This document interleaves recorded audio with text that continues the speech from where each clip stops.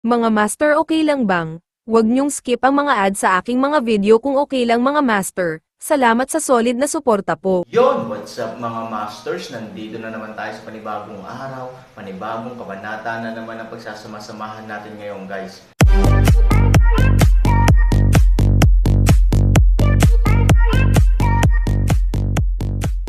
Bali mga masters, kung bago ka pa lang po sa aking YouTube channel, please click the subscribe button, lalong-lalo na po yung notification bell guys, para maging connected pa rin tayo sa isa't isa at maging updated kayo sa mga susunod ko pang video. Bali mga masters, bago natin umpisahan ng kwento ay mag-shoutout po muna tayo para sa mga solid nating tagapakinig. Shoutout kay Norlisa Sugay at shoutout kay Cheska Managaysay. Yun na nga mga masters, no? Bali hindi na ito patagalin. In 3, 2, 1, let's go! Kasuklam-suklam ka talaga. Napag-alitan si Jade Fisher, ngunit sa oras na ito, wala siyang pagpipilian. Sa gulat, kahit gaano karaming pasaway ay walang silbi. Ang tanging magagawa niya ay mabilis na iangat ang Jade Ruler sa harap ng kanyang dibdib at direktang labanan ang presyon ng palakol. Imposibleng magkaroon siya ng pagkakataong maka-counter-attack habang nagtatanggol, kaya sa pagkakataong ito, alam niyang marami na siyang dinanas. Ngunit para mabawasan ang antas ng pagkatalo, gumawa siya ng hakbang na gagawin ng kahit sino, maging si Aaron ang gagawin. Itanim ang lahat ng lakas sa iyong mga kamay at Jade Ruler upang bumuo ng isang perpekto at matigas na depensa, na nakakatulong sa iyong mabilis na landing pagkatapos ng matagumpay na pagtatanggol.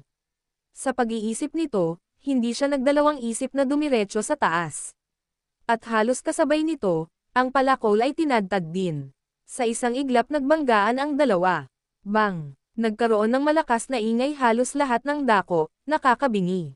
Halos magkasabay na sumabog ang isang malaking enerhiya mula sa intersection ng dalawa. Boom! Ang malaking alon ay parang isang nuclear explosion. Ang malakas na impact ay direktang bumagsak sa pader ng tao, ilang metro ang layo mula sa dalawang tao sa lugar, at ang espasyo sa kalagitnaan ng hangin ay lubhang nasira. Princess 7, ingat ka! Sa malalaking alon, maging ang 7 prinsesa sa di kalayuan ay mas malala pa sa kanilang mga pag-atake. Ang pagmamaneho ay umuungal at nanginginig, at ilang mga dalaga sa paligid ay biglang hinaypan sa lupa, at ang mga katulong ay mabilis na nagtaas ng kanilang mga braso upang pagtakpan ang kanilang prinsesa. Sa madaling salita, ang mga piling tao sa koponan ay nagsanib kamay din upang bumuo ng isang pader ng pagtatanggol ng enerhiya sa oras na ito, na huminto sa lahat ng pagkamayamutan. Ang batang iyon, napakalakas ng mahika, at napakabangis pa rin ng santukan. Nang makitang maayos ang 7 prinsesa, lumingon ang lalaki at tumingin sa Aaron. Sinasabi ng mga tao na walang perpekto, gayon din ang pagsasanay ng spell na ito. Madalas nilang mas gusto ang katawan, at ang santukan ay napakalakas. Karamihan sa mga taong may mahusay na talento sa katawan at mga ugat ng buto ay pinag-aaralan ng mabuti ang pamamaraan, ngunit ang pamamaraan ng Aaron ay maaaring baligtarin ang langit at lupa, at ang digmaan ay maaaring maging napakabangis, na talagang nakakagulat. Hindi naman sa walang mga henyo sa mundo, at hindi pa nila nakikita ang mga ganoong tao, pero kung mangyari man ito sa lahi ng tao na may napakaordinaryong pangangatawan, halatang hindi ito katanggap-tanggap sa kanila. Nakita rin ito ng ika-7 prinsesa na nagmamadali. Hindi niya pinansin ang kanyang pinsala at gusto lang niyang makita ang sitwasyon sa itaas sa lalong madaling panahon upang hindi makaligtaan ang anumang nakakagulat na hakbang. Biglang, sa oras na ito, isang napakalinaw na boses ang tumunog. Napakagaan at marupok, not to mention the wind and waves just now. Maging ang hangin at damo sa oras na ito ay hindi pa ito itinutulak. Ngunit ang mga mata ng 7 prinsesa at ng kanilang mga kasama ay mas malaki kaysa noong nakita nila ang bagyo. Masasabi pang ang puno ng takot at gulat ang kanilang mga mata. Paano ito posible? Halos ibuka ng isang amo at isang utusan ang kanilang mga bibig at magbulungan. Sila ay gayon, hindi banggitin ang Jade na nakaharap kay Shire sa malutong na tunog na ito. Ang isang mukha ay halos puno ng pagkabigla, at hindi nila maalis ang kanilang sarili sa mahabang panahon. Imposible, imposible. Natigilan siya at nagdagdag pa ng maraming kawalang Diyos sa kanyang mga mata. Tiningnan niya ang kanyang mga kamay at ang kanyang Jade Ruler. Sira na. Halos matapos makipag-ugnayan sa Aaron Axe, Ito ay ganap na nasira sa dalawa mula sa gitna sa wala pang 2 segundo. Napakamot siya sa ulo. Ito ay isang personal na sandata na sumunod sa kanya halos sa buong buhay niya. Walang nakakaalam nito kaysa sa kanya. Alam niya na kahit na ito ay isang Jade Ruler, ang tigas nito ay mas matigas kaysa sa maraming kakaibang mineral na God Iron. Kung hindi, paano magagamit ang isang sandata na may hindi sapat na tigas sa Jiangho at paano ito magkakaroon ng pambihirang katayuan ngayon? Pero ngayon, sira na. Kahit na, hindi ito maaaring magdagdag ng kahit kaunting alitan sa sandaling ang palakol ay pinutol, kaya ginagawa nito ang palakol sa harap mismo. Cold liwanag palakol anino, siya magpapagod mukha Shire, bagsak. Siya ay ganap na natalo. Ngunit hindi niya maintindihan kung bakit ang kanyang Jade Ruler ay nabasag ng isang palakol. Siya ay labis na naguguluhan. Gayunpaman, alam niyang hindi sasabihin sa kanya ni Aaron, tulad ng pagsira sa immortal na katawan noon. Ngunit sa hindi inaasahang pagkakataon, itinaas niya ang kanyang mga mata at nakita niyang ngumiti si Aaron, gusto mo bang malaman kung bakit? I can tell you. Mga master, okay lang bang? Huwag niyong skip ang mga ads sa aking mga video kung okay lang mga master. Salamat sa solid na suporta po. Gusto mo, magpakabait ka ba? Jade face na tulala si Shire. Obviously, hindi niya inaasahan na gustong sabihin sa kanya ni Aaron. Bukod dito, nagkusa siyang magtanong. Hindi niya ito tatanggapin ng hindi malay. Obviously, alam niyang baka gusto lang kulitin ng lalaking ito ang sarili niya mula umpisa hanggang dulo. Ngunit ang hindi niya inaasahan ay ang Aaron ay hindi naalis ang kanyang ngiti, ngunit ang kanyang ulo ay tumango ng taos puso, sa harap ng namamatay na mga tao, ako ay palaging mabait. Kung gusto mong malaman ang sagot, maaari mong sabihin sa iyo ng may awa. Nang marinig ito, biglang, ang mukha ng Jade na si Shire ay kumuyam ang kanyang mga ngipin at tumango, okay, hayaan mo akong sabihin sa iyo, ang dahilan ay napakasimple, iyon ay, ikaw at ang aking mga armas ay hindi magkapareho. Naiintindihan mo ba? Not at the same level. Imposible. Ang Jade face na si Shire ay tiyak na itinanggi ito sa lugar at sinabing, ang aking Jade Ruler ang aking pinakamataas na sandata. Sa loob ng maraming taon, naglakbay ako sa lahat ng direksyon kasama ko, at maraming mahalaga at sikat na sandata ang nawasak sa ilalim ng pinuno. Sa ganito paraan, kahit na hindi siya magic weapon ng Zijin level, napakaliit ng pagkakaiba. Isa ka lang pala cool, pero paano ka mas mataas dito? Ang pagkakaiba sa texture ay makikita sa mata. Sa pangkalahatan, mas mataas ang grado ng mga armas, mas maliwanag ang hitsura. Kahit na ang ilang mga magic soldiers ay espesyal at mahirap matukoy, ang panloob na hininga ay kadalasang napakalakas. Ito ay makakamit lamang sa pamamagitan ng internal force induction, na hindi masyadong mahirap.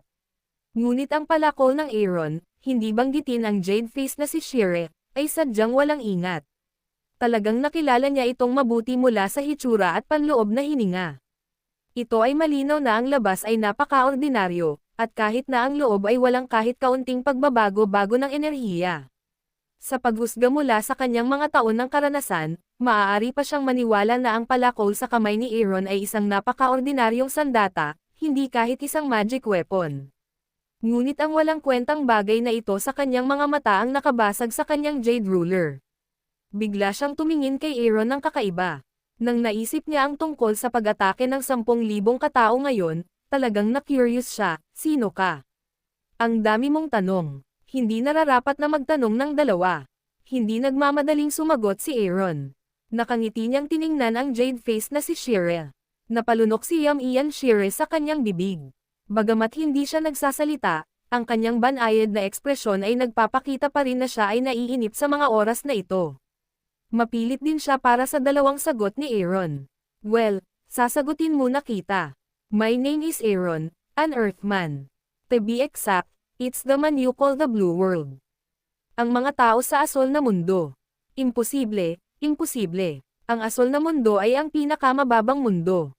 Kahit na ang ilang magagandang basura doon ay maaaring maging natitirang, ito ay halos katumbas ng pangangarap na makapasok sa mundo ng lahat ng direksyon. Kung hindi masyadong seryoso si Aaron sa kanyang paningin, tiyak na mararamdaman ni Ian Shire na pinaglalaroan lang ni Aaron ang kanyang sarili. Oo, Kung tutusin, may Xuanyuan world sa gitna. Nakangiting sabi ni Aaron, ngunit hindi ito kakaiba. Ibig mong sabihin, maraming taon na akong nasa pamilya ng demonyo. Hindi mo ako mapahiya o ang elite ng pamilya ng demonyo, ngunit sa wakas ay natalo ako ng pinakamababang nilalang mula sa asol na mundo. Naisip ito ni Jade na mukha ni Shire at hindi napigil ang matawa sa malamig na boses. Gayunpaman, hindi siya tumatawa sa Aaron, ngunit sa kanyang sarili. Hindi pa ba sapat ang pangungutya sa sarili? Hindi pa ba sapat na ironic? Iyon, kahit nasusuklam ako sa iyong mga salita, hindi ko itinatanggi na ang buhay ay isang taong lupa at ang kamatayan ay isang multo sa lupa, malamig na sabi ni Aaron. Haha, haha, haha, tumawa si Ian Shira hanggang langit, tawa man siya ng tawa, siya lang ang nakakaalam ng lungkot sa bawat isa. Nang makita ang Jade na humarap kay Shira na tumatawa ng husto, ang 7 prinsesa at ang kanilang mga katulong sa lupa ay hindi maiwasang magtaka kung ano ang nangyari sa kanya. Well, bagamat noon pa man ay mababa ang tingin ko sa iyo, at lalo na kapag alam kong isa kang tao sa asol na mundo, aaminin kong kumbinsido ako sa pagkatalo ko sa digmaan ngayon. Pagkatapos ay ipinikit niya ang kanyang mga mata at hinintay ang huling kamatayan, sabay sabi niya, "One last question. Please answer me." Napakasimple ng tanong, alam mo ba ang pangalan ng palakol? Pangu Palakol, ano? Storytelling channel sa YouTube. Pangu Palakol. Nang marinig niya ang sagot, nagulat si Ian Shire, at sa isang iglap ay nanlaki ang nakapikit niyang mga mata, ngunit sa halip, bigla siyang ngumiti ng mapait, dahil ayaw mong sabihin sa akin ang sagot, gawin mo. Panguaks talaga ang tawag dito. I won't cheat a dying man. Aaron na kalsada. Mabangis niyang ibinaling ang kanyang mga mata at idinilat ang kanyang mga mata upang tingnan ang arrow. Ang panguaks ay ang hari ng libu-libong sandata. Una, ito ay nawala sa loob ng maraming taon at walang sino man ang makakapagsuri sa lokasyon nito. Sabihin lamang ang pagkakakilanlan nito, lokasyon, likas na pambihira ang kanyang kakayahan. Paano kaya? Nako, sa buong paggalang, ang iyong palakol, sa anyo man o sa hininga, ay hindi mamaliitin ng isang salita ng basura. Ngumiti si Aaron, sinabi ko na sa iyo. Maniwala ka man o hindi, ikaw ang bahala. Pangu pala talaga to. Tanong ni Jade Shire. Kung mali, palitan mo. Sa pagmuni-muni, tila hindi nilinlang ni Aaron ang kanyang sarili. Bagamat mukhang pangit, hindi may kakaila na ngayon lang nito nabasag ang kanyang Jade Ruler. At ang katotohanan ito ay kailangan din niyang simulan ang pagtanggap ng panguak sa Aaron na bibig. Kung sa bagay, hindi niya talaga maintindihan kung bakit masisira ang Jade Ruler niya, pero kung palakol ni Pango, magaan ang lahat. Nang siya ay makontak, ang anino ng palakol na katatapos lang niyang putulin gamit ang palakol na ito ay napatay mula sa pagkubkob. Bagamat ang kapangyarihan nito ay hindi maihahambing sa Pango na palakol na kanyang naisip, hindi masyadong masasabing mayroon siyang kaunting anino ng panguaks. Well, since it's a panguaks, my death is clear. It's an honor for me to lose my Jade Ruler in its hand. You, young and awesome, I now understand why the young master of my family was uploaded sa iyo, at naiintindihan ko rin kung bakit maaaring hayaan kang makapasok ang hukbo ni Pei Shiyuan. Ang lahat ay hindi tinatawag na coincidence, at ang lahat ay hindi maraming dahilan. Sa harap ng lakas at superior na karunungan, ikaw ang ganap na hari. Ang aking 7 prinsesa ay isang mabuting tao. Pagkatapos, ang mukha ng Jade na si Shire ay itinaas ang isa sa mga pinuno ng Jade at tumingin kay Aaron, siguro hindi na ako dapat magtanong sa iyo ng napakaraming tanong. Masyado akong maraming nalalaman, ngunit hindi ako magtatapos. Pero alam ko na ang gagawin. Diretso niyang binitawan ang Jade Ruler. Sa isang ungol, hindi pumasok sa dibdib niya ang sirang Jade Ruler, at para siyang sirang saranggola. Bumagsak siya mula sa himpapawid at bumagsak sa lupa nang walang anumang aksyon. Sa huling tunog ng kanyang buhay, walang hininga. Nang makita ang mukha ng Jade na si Shire ay nahulog, ang ilan sa mga halimaw na nahihilo sa loob at labas ay nataranta. Ang ilan sa kanila ay nasa gulo. Ang ilan sa kanila ay inihagis ang kanilang mga armas sa lugar at tumakbo palayo, ang ilan sa mga malapit ay tumatakbo rin sa labas, habang ang iba ay hindi makatakbo. Paimpol silang lumuhad sa ere. Oo, ikaw, kami ay mali, kami ay mali. Oo, lahat kami napipilitin at walang magawa. Sumusunod lang kami sa utos. Please, spare US. Opo sir, marami po kayong tao, kaya hayaan nyo na po kaming umutot.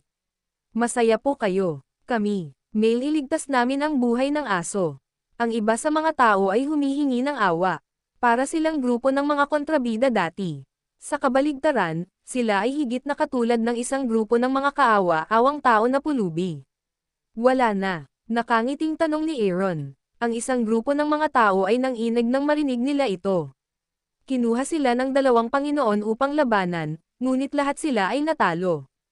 Hindi banggitin na ngayon ang isa sa dalawang Panginoon ay malubhang nasugatan at ang isa ay namatay, na iniwan silang, matanda, mahina, may sakit at may kapansanan. Ano pa bang dapat ipaglaban?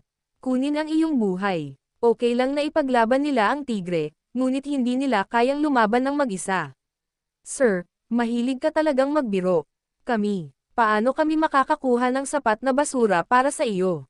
Oo, Ginoo, kami ay mga umutot. Wala kaming magagawa kundi damumi ang hangin, at hindi kami mangangahas na maging kaaway sa iyo. Kaya hindi ka lalaban ha. Aaron na kalsada. Isang grupo ng mga tao ang natural na tumanggo tulad ng pagbuhos ng bawang. Wala silang ibang iniisip ngayon. Gusto lang nilang mabuhay. Oo, hindi, ngunit nang ang isang grupo ng mga nakababatang kapatid ay nakahinga na ng maluwag, muling itinaas ng mga salita ni Aaron ang kanilang mga puso sa kanilang lalamunan. Sa kabilang panig, Palace of Death, si Dax, Chester at ibang mga pamilya ni Derry ay nandito. Si Dax ay gusto niya na makabalik sa mundo ng mga tao at mabuhay muli. Kapatid Chester, ilan taon na din tayong patay. Tingin mo ba mabubuhay pa tayo? At makabalik sa mundo ng mga tao, sabi ni Dax. Hindi ko alam kapatid Dax, hanggang ngayon nga hindi pa rin natin nakikita si Daryl. Saan kaya napunta ang kaluluwa ng ating kapatid na si Daryl?